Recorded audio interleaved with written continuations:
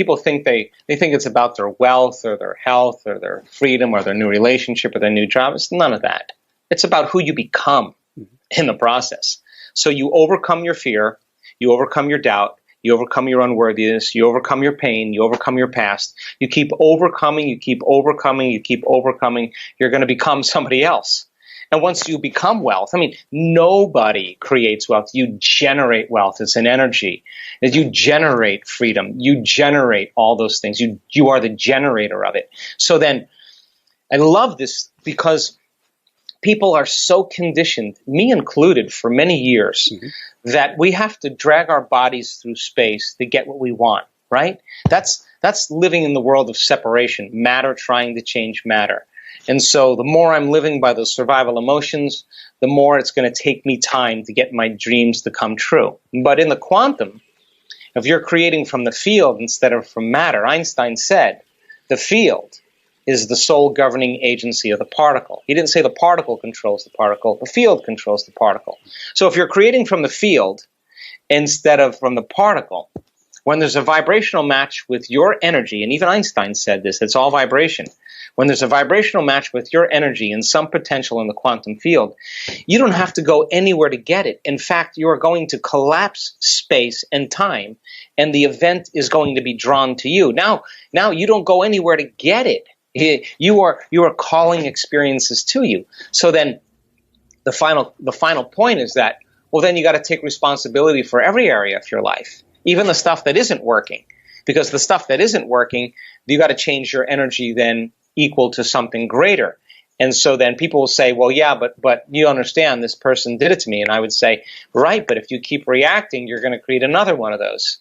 So then what do you have to do? You have to get beyond the memories of our past and fall in love with the future over and over again, so that all of a sudden you're believing in that future more than you're believing in the past. And the brain and body, if we do it properly, will look like the future has already happened. Now you don't have to do anything. It's going to come to you. If you're not a victim, you would just say, hey, I need to learn a lesson here. I need to modify my behavior. Okay, I'm done with that. Yeah. I've owned that.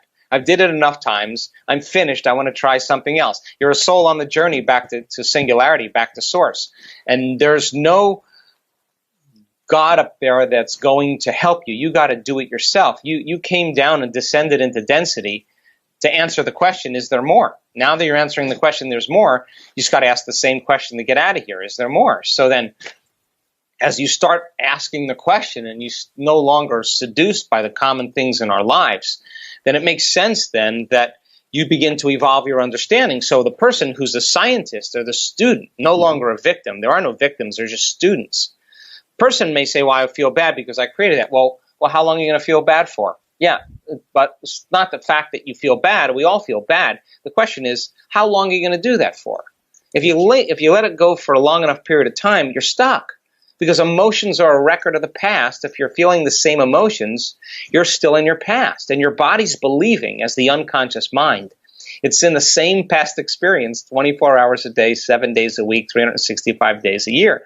So then, sooner or later, you got to leave familiar territory and you got to make a new choice. And when you make a new choice, just get ready, because it's going to feel uncomfortable. You're not going to be in the familiar, the known. You're going to be in the unpredictable. And so many people rush back to the same conditions in their life because they're afraid of the unknown. But that unknown then has to be the perfect place that we create in. So when the person really realizes, okay, well, I created that, okay, dang, all right, I got another opportunity to create something differently. They just turn around, they let go, and they create again. And they do it over and over again until finally they start producing an outcome.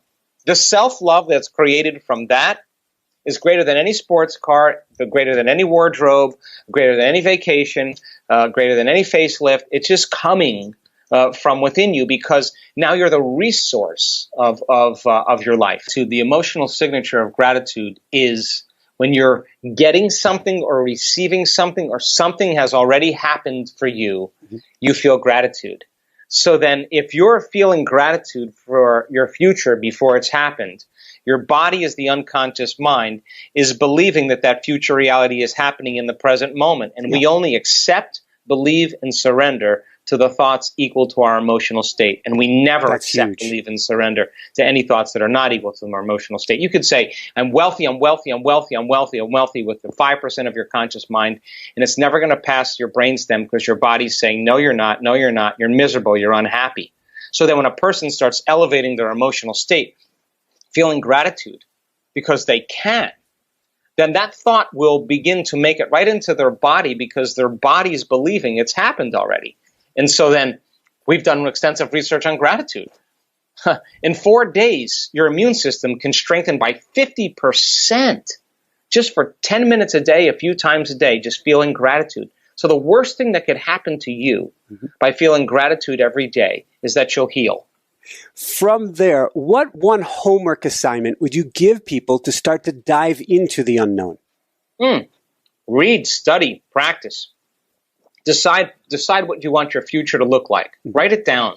Take some time and write down what you want a future to look like. And every single day, keep your conscious mind on that future. If you keep doing that over and over again, your subconscious mind will take you right there. It's not that hard. The hardest part of this is making time to do it. Really, just making time to do it. I'm doing a team workshop in Mexico City this weekend on Friday before I do an event with Bruce Lipton and Greg Braden on Saturday and Sunday. But teens are just, this is a great time for the teenage and young children paradigm to shift because, first of all, the best thing you can do for your kids is be the example of everything you want them to be, because children don't learn by what you say, although to some degree they do. They model behavior because of mirror neurons. They're empathy neurons. They're going to become you by observing you. So be the example for your children so that they can begin to emulate you as a person. The next thing is to show them in small and subtle ways that emotions then keep us connected to their past, and teach them how to shorten their emotional reactions to certain things.